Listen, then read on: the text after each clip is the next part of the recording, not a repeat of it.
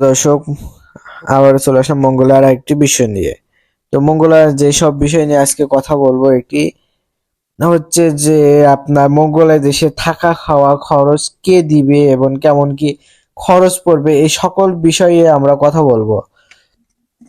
তো আপনারা অবশ্যই ভিডিওটি স্কিপ না করে সম্পূর্ণ ভিডিওটি দেখার চেষ্টা করবেন এবং আমাদের চ্যানেলে যারা নতুন আসছেন অবশ্যই চ্যানেলটি সাবস্ক্রাইব করে রাখবেন।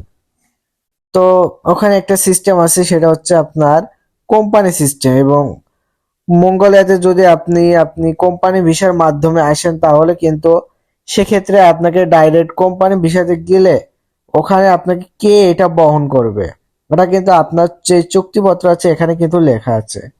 ডাইরেক্ট আপনি কোম্পানি ভিসাতে যাওয়ার চেষ্টা করবেন, তাহলে কিন্তু এটা আপনার জন্য ভালো হবে। এবং কোম্পানি ভিসাতে যদি দেখা যায় যে থাকা খাওয়ার যে ব্যাপারটা, এটা কিন্তু কোম্পানি বেশি ব্যবহার করে থাকে।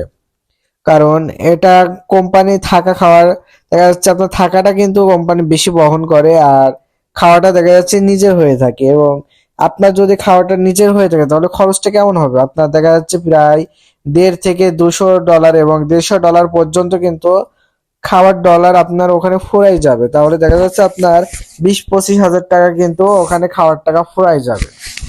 সেক্ষেত্রে কিন্তু আপনারা ভালো একটি সমস্যার ভিতরে পড়বেন। তো আপনি অবশ্যই মঙ্গোলিয়াতে আসার আগে যে আপনার থাকা প্লাস খাওয়া এই খরচটা কে দিবে সেটা ভালোভাবে জেনে বুঝে আসবেন। অনেকে আছে যে আপনার থাকা খাওয়ার দেখা যাচ্ছে থাকাটা তার হবে এবং কোম্পানি আপনাকে টাকা দিয়ে দেবে বা আপনাকে বাজার করে দেবে। যদি আপনাকে টাকা দেয় তাহলে কিন্তু আপনার জন্য ভালো, আর যদি বাজার করে দেয় দেখা যাচ্ছে তাদের মন মতো বাজার করে দেবে, এটা কিন্তু আপনার মন মতো নাও হতে পারে। সেক্ষেত্রে আপনাকে টাকা দিলে কিন্তু আপনার জন্য ভালো হবে।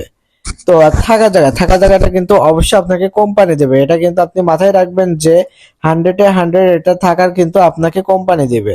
তো তারপর আপনারা অবশ্যই কন্ট্রাক্ট পেপারটা দেখে শুনে বুঝে কিন্তু স্বাক্ষর করবেন এবং ভালোভাবে যাচাই বাছাই করবেন। তো আপনি যে এজেন্সির মাধ্যমে যান না কেন, এই বিষয়টা কিন্তু আপনারা মাথায় রাখবেন।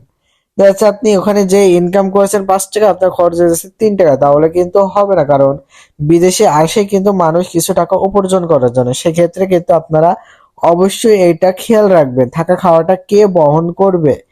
অনেকে কিন্তু চাপা মারেন যে দেখা যাচ্ছে যে আপনি ওখানে গিয়ে 1 লক্ষ 1.5 লক্ষ টাকা ইনকাম করতে পারবেন। এগুলো কিন্তু না, আপনার দেখা যাচ্ছে যে বেসিক্যালি বেতন 500 থেকে 700 ডলার পর্যন্ত হয়ে থাকে। সেই ক্ষেত্রে দেখা যাচ্ছে আপনার 500-600 ডলারে 200 ডলার দেখা যাচ্ছে থাকা খাওয়াতে ফুরাই গেল, তাহলে কিন্তু আপনার বিভিন্ন সমস্যাতে আপনি পড়বেন।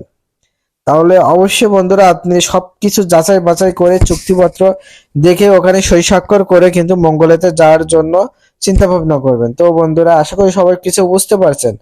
তো যারা বুঝতে পারেন না আমাদেরকে কমেন্ট করে রাখবেন, আপনার কমেন্ট অনুযায়ী আপনাদেরকে ভিডিও দেওয়ার চেষ্টা করবো। তো বন্ধুরা এখানে আর ভিডিওটি শেষ করছি। আল্লাহ হাফেজ।